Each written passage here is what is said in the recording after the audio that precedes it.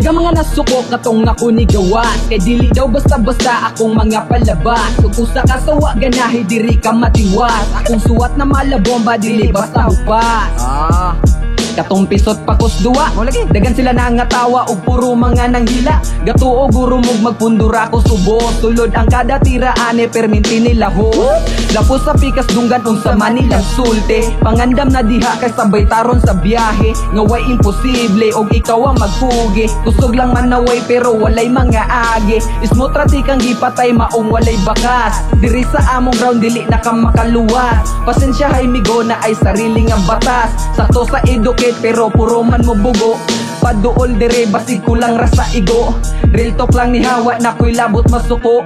Nagtuo guro mo ug di mo patulan, kuwang raguro mo kusi sa inyong ginikanan. Inyong mga sulat sakit kaayo sa dunggan, ako ang gibikil ali kay atong pabuthan. Kyo sa mga nag-ingon kami wannabe, paghilom na lang nya pahawa dire. Yo, check. Yo, bagara ko sa dula po.